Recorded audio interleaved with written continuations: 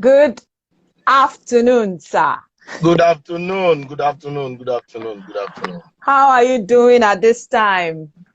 Well, I'm doing fine. I'm We okay. thank God. Hello, All everyone. right. Thanks for joining. My able and amiable guest is here. His name is Mr.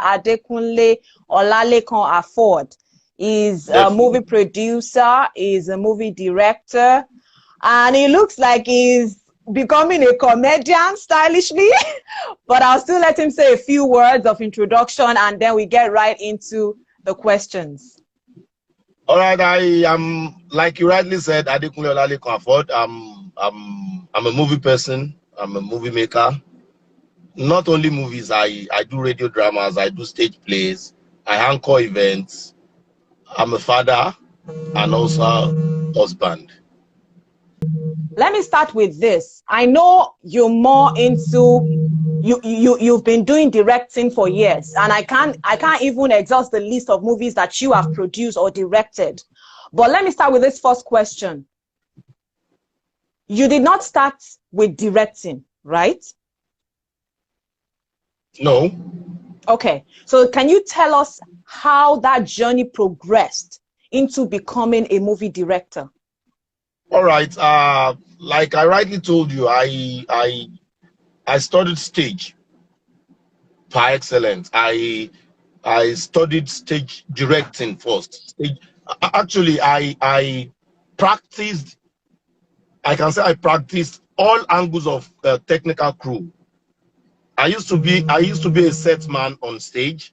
I used to be a light man on stage. I used to be a sound man on stage. I used to be an assistant stage manager. I used to double like understudy a character. I used to do so many set man. So even movies too. When I ventured into movies, I started as a continuity announcer. I also ventured into sets designing.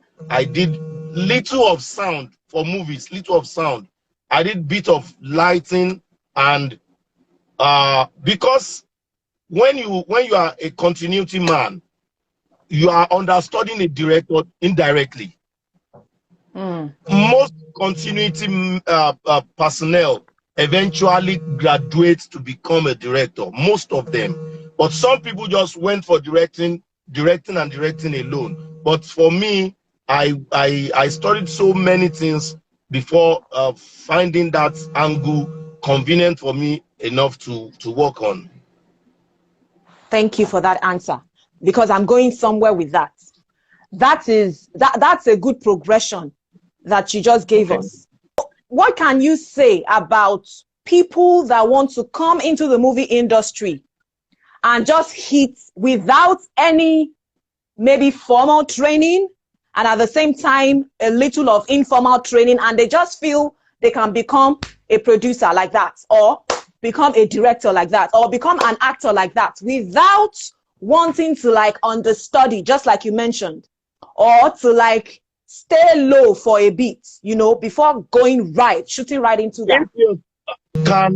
You can become a producer if you have people that knows about the job so well to guide you. You can become a producer. Okay. Mostly in this part of the world, most executive producers are producers. It's two different things. EP is different from producer. Producer is the owner, the engine, you know. But if the producer has a good production manager, a very good production manager, they will assist you that you will be able to achieve your dream. But it's not good. It's not. But for directors, it's not possible. We have so many languages. We have so many languages for movie. For a director, we have so many languages. You need to know so many things. If you don't know all these things, you cannot. We used to have some actors who wanted to turn themselves to director indirectly because they have seen some directors do it this way, do it that way. What they do is get good technical hands. So most of the time, the cameraman stands in as the director of photography and also standing as the director, but staying behind that person calling their self-director. Most directors that just do that are not directors. They are just there to shout action, cut. Shout action, cut does not mean you are directing. What do you know about the script? What have you done? What's your storyboard? Do you know what they call a story chain? Do you know what they call so many things? As a director, you ought to know what they call makeup. You ought to know what they call light. You ought to know if you don't know this thing, you just jump into it. My sister, you will jump out, or you just ruin people's money. Now, this brings me to something that I think should be discussed more and put out there, and it has to do with measures.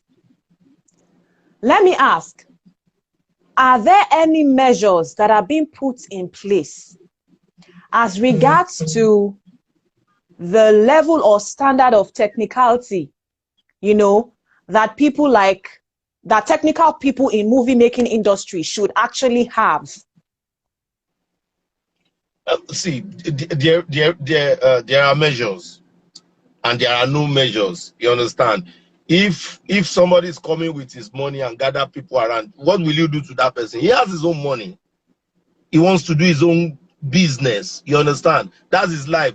But for those, you know the problem we have so many angles, so many. Let me start like say so many caucuses, so many associations, so many international, so many schools, so many. And you know, since the government are really not there to support, so they can't fight what they are not supporting involved as well. In. So yes, so it is going to be very difficult, even if you have the whole crew. For instance, we have a crew forum now that we started late last year.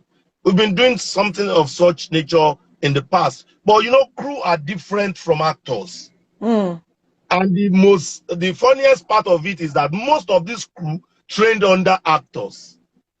So if you now want to create some measures, these measures might bounce on some actors, and some people are paying their loyalists to some actors. You know, it won't work. And when you have some crew that are less privileged, this crew, when they have their own job too that comes their way, maybe they come to us or to those that are above us, those that trained us too, and they go to them and say, I want you to come and do this job for me because I know you are in the best position to do this job. And you give them some rules and regulation that will guide that process. When they are not comfortable with your own, they might go to that person that is less privileged, and that person is also looking for a job. And I am not the one feeding that person, neither is the big person in that field feeding that person. I get you. So there are a lot that is involved. There are a lot that is involved. There are a lot that we need to iron out. And do you think there is hope as regards to ironing this out? Well, if there's hope for Nigeria, there should be hope for the industry. Yes, the industry operates like Nigeria. So we have similar problems with the situation of the country itself. So godfatherism is there. There is so many until the government starts, or foreign maybe investors, maybe people giving some good grants, some good funding for production, and they give them the rules and regulation of how they want their production to look like. For instance, I think Netflix is having Netflix Nigeria now, and if you also want to be part of them, you have to go through some standard. You cannot, for instance, I also want to go to some height and some level. I won't want to sit down in this normal put it on YouTube. You understand? And if you know you've got some lovely standard or lovely storyline or lovely concept that you also can work with them, definitely you will work on joining that level, not sitting in this level. But I don't believe that level will eradicate this level. Because It won't. you know the funniest thing, everybody has their market. I know every reasonable movie maker will want to attain the next height. Exactly. So that takes me to the next question about movie distribution. The world is changing. There's technology. Are you reading my mind? Go on now. The world is changing. You know, there's technology. Things are becoming more digitized. And just like you mentioned, Netflix Nigeria version is coming soon.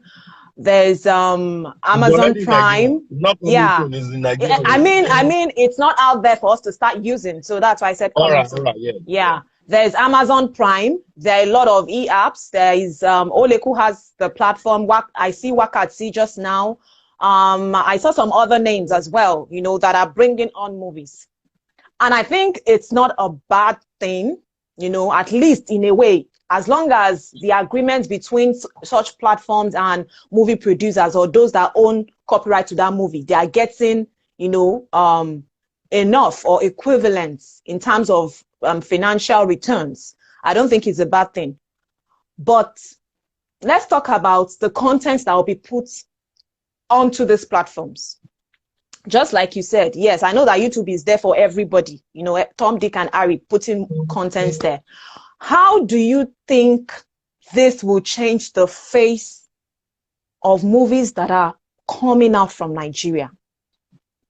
Narrowing it down now to Yoruba movies. How do you think it's going to change the face? My sister, I have to tell you my own mind. I believe it's only God that can intervene. See, sometimes the good movies might not sell. Imagine them having a fantastic movie and maybe you don't know the cast. Maybe you don't know the artist. This movie is just placed on YouTube. There's no half-naked lady in it. And no vulgar language, no twerking, no nothing. And so a movie, you know, when you place your own movie out, maybe 2, 3, 4, 5, 10 different other movies are also out. You will be shocked that the ones without good content will break the market. 1 million views, 2 million views, and those that are doing the good one might not even cross over 100,000 views. Now, what is the problem? Is it the viewers? Is it the adverts? No. Is it how we have trained our audience to see, oh, I have to see Odun, I have to see Femi, I have to see Afod, I have to see this, or those abroad that have seen all the white movies, the American movies that they can kiss and do all sorts, and we are doing the good movie, and you want to kiss, you are not getting close. Maybe you are just doing your hand to the other lady, and the movie is good, but they still the one that these girls are shaking their bum bum. They will want to watch that. And don't forget that those platforms that collected that movie that did not sell want to make money. Then they will now go back to, why can't you do your own like that one that also got 1 million views? Or they might not even call you again because you just want to do good movies and they want to sell movies that will sell. So complicated, but we just beg that. Well, sometimes the era. Let me not change the mind of the audience. The era where we have good movies, the Oleku, the Shaworode, the Toluwanile. How many movies was rushing out then? And that era, how many people were doing bad movies? They were all coming out with fantastic storyline then. Then Oleku came up, TK came up with the technical, the so fantastic story. But at the end of the day, things are changing. Things are changing. So let's talk about Sokoto, for instance. When you were going to pick your cast and your, crew and everything, how did you create a vision for Sokoto? That is one. And then how did you go about, picking your cast? I can easily say this. casting is one of my own key points in the industry. And I can easily tell you the numbers of professional actors that I have introduced to the Yoruba movie sector. Because I believe in professionalism. You have to look at your storyline, the characterization, the character analysis of those casts that you want to pick. Then you look at those that you know can come and kill the role. So how did you create the vision for Shokoto? All right. Shokoto is a different case. The case for Shokoto now is that last year we formed a team. In that team, we are 10 members. So one of our members, Ronke Odusoya Fleki, she was pregnant, heavily pregnant, and she was not in the country. So she was out of the cast. Okay. Laide, who happens to be the second lady, definitely will play the role, because we decided, after coming together to do a lot of things together, we decided to raise the bar in terms of our productions and also help to assist each other for any movie we do. So, well, since Laide is also fit for that character also, but if Fleki was around, I would have used Fleki instead of Laide, then now use Laide for our friend.